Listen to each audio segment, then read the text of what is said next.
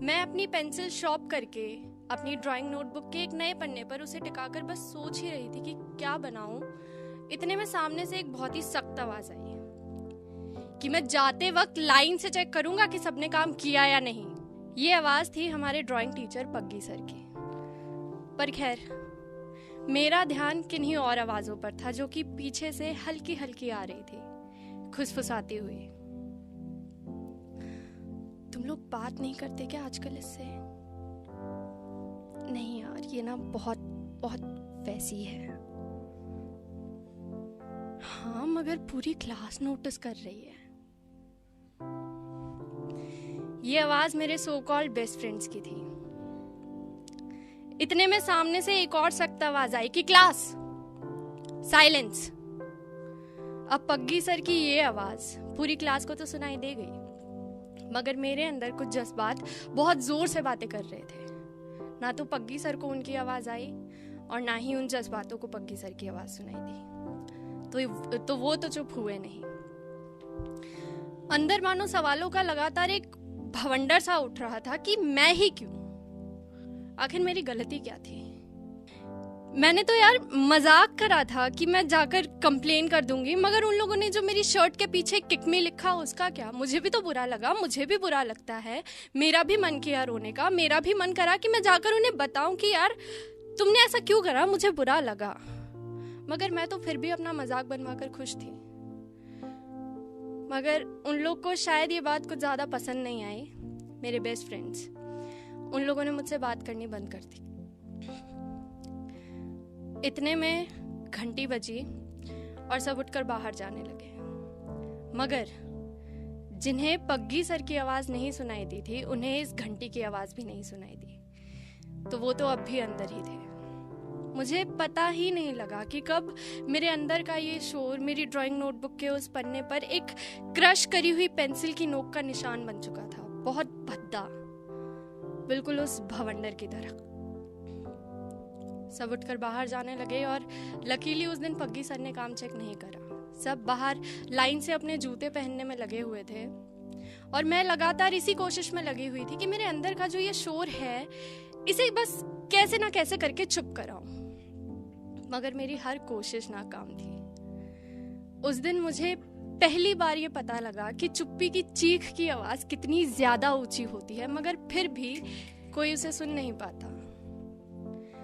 जब आंसू रोकते रोकते भी पलकों के किनारे तक बस आ ही गए थे, तब मेरे हाथ में जो मेरी ड्राइंग नोटबुक थी उसे पूरे गुस्से से मैंने बीच से वहीं फाड़कर जमीन पर पटक दिया।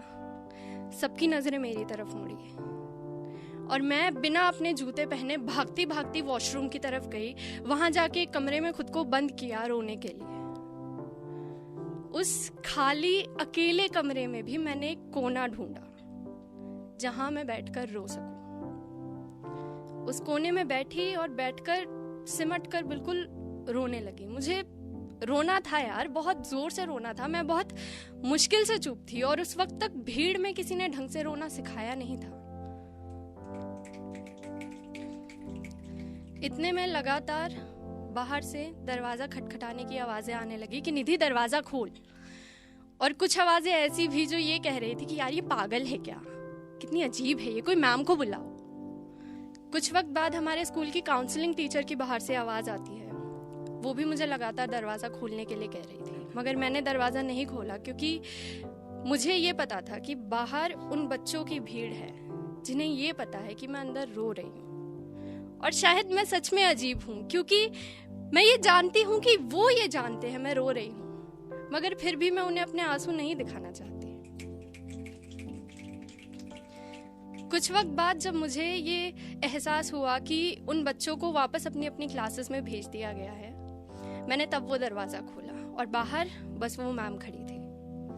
अब मुझे नहीं पता कि जब मैं वो दरवाजा खोलकर बाहर आई तो मेरी हालत दिखने में कैसी लग रही थी, मगर मेरे अंदर का काफी कुछ आंसुओं के जरिए उस वक्त बह चुका था। वो मैम मुझे काउंसलिंग रूम में लेकर गई, जहां जाकर मैंने देखा कि वहां मेरी क्लास टीचर भी बैठी हुई थी।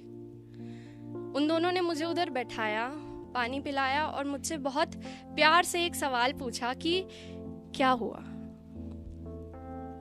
पहली बात तो मुझे मेरी ज़िंदगी में बहुत गिनती के ऐसे लोग मिले हैं जो मुझसे ये सवाल पूछते हैं कि क्या हुआ। और दूसरी बात, इन गिनती के लोगों में से भी बहुत गिनती के लोग ऐसे हैं जो मुझसे ये सवाल पूछते हैं मेरा जवाब सुनने के लिए। तो मैंने जैसे तैसे लफ्ज जोड़कर लड़खड़ाती हुई आवाज में मैम को बताया कि उस वक्त मेरे बस 3 दोस्त थे, या ये कहूं कि उस वक्त ऐसे बस 3 लोग थे जिन्हें मैं अपना दोस्त मानती थी। वो मेरे बेस्ट फ्रेंड्स थे यार, और वो मुझसे बात नहीं कर रहे थे क्योंकि कुछ रोज पहले उन्होंने मेरे साथ एक मजाक करा जिसमें उन लोगों ने मेरी स्कूल की वाइट शर्ट पर, जो कि मैंने पहनी हुई थी, उस पर पीछे बड़ा बड़ा पेन से किक मी लिख दिया। तो बदले में मैंने भी उनके साथ एक मजाक करा। मैंने उन्हें बोला कि मैं तुम्हारी शिकायत लगाने जा रही हूँ, पर मैं गई नहीं थी, मुझे पता है। पर उन्हें शायद मेरा मजाक कुछ खास पसंद नहीं आया, तो उन लोगों ने बातचीत बंद कर दी। पर मेरा बहुत मन करता था यार उनसे बात करने का, मुझे बहुत याद आती थी उनकी। मैंने तो इनफैक्ट टिफिन भी ले जाना बंद कर दिया था क्योंकि वो लोग मेरे साथ बैठकर खाना नहीं खाते थे। मैम ने ये सब सुनकर उन 3 में से एक को उस वक्त उधर काउंसलिंग रूम में बुलाया और उसे समझाते हुए बहुत प्यार से ये बोला कि बच्चे ऐसे नहीं करते, वो आपकी दोस्त है, उससे बात करो।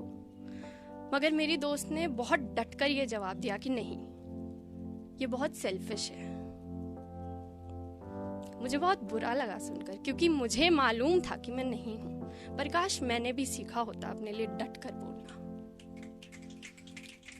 मुझे तो आज भी नहीं आता। पर खैर, उस दोस्त को तो फिर मैम ने वापस भेज दिया और कुछ ही मिनटों में हमारी क्लास टीचर भी वहां से चली गई। अब उस काउंसलिंग रूम में बस मैं और वो काउंसलिंग वाली टीचर बची हुई थी। अब उनके जाने के बाद उस रूम में मेरे और उस मैम के बीच में क्या बातें हुई ये तो मैं नहीं बताऊंगी, मगर हाँ, उस बात के बाद मैंने एक बात सीखी, दोस्त बनाना। हाँ, उस दिन घर जाकर एक डायरी बनाई जो आज तक बस मेरी बातें सुनती है, खुद कभी कुछ नहीं बोलती, फिर भी कभी पलटकर मुझसे ये नहीं कहती कि तू सेल्फिश है। जिंदगी में दोस्तों का होना बहुत जरूरी है, बहुत। दोस्तों के बिना जिंदगी कुछ भी नहीं है। मगर ये किसने कह दिया कि वो दोस्त बस इंसान के रूप में ही हो सकते हैं। मैं घर से बाहर रहती हूँ और मैं जब भी घर पे जाती हूँ, मेरा पेट डॉग है मैडी। वो मुझे देखकर इतना एक्साइटेड होकर यहाँ वहाँ भागने लगता है, भौंकने लगता है। मैं जहाँ जाकर बैठती हूँ मेरे पैर के पास आकर वहीं बैठ जाता है। तो ऐसा लगता है कि यार शायद किसी दोस्त को काफी दिनों से मेरा इंतजार था। जब भी मैं कोई अच्छी सी ड्रेस पहनकर शीशे में खुद को देखती हूँ और ऐसा फील होता है कि हाँ शायद मैं अच्छी लग रही हूँ, तो ऐसा लगता है कि शीशे में शायद एक दोस्त खड़ा है जो कि बहुत दिल से मेरी तारीफ कर रहा है।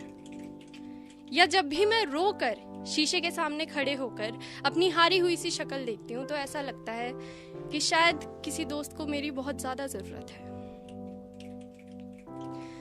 उस दिन जब मैं काउंसलिंग रूम से वापस ड्राइंग रूम की तरफ जाने लगी, अपने जूते वापस लेने, जो कि मैं बिना पहने ही वॉशरूम भाग गई थी, तो वहां मेरी नजर पड़ी उस ड्राइंग नोटबुक पर जो कि मैंने फाड़कर वहीं फेंक दी थी। जैसे तैसे जितना हो सका उसे हाथ से उस पर से रेत साफ करा और उस वक्त वहां खड़े होके कुछ सेकंड सोचा और उस ड्राइंग नोटबुक से और खुद से मन ही मन बस एक ही बात बोली कि सॉरी दोस्त।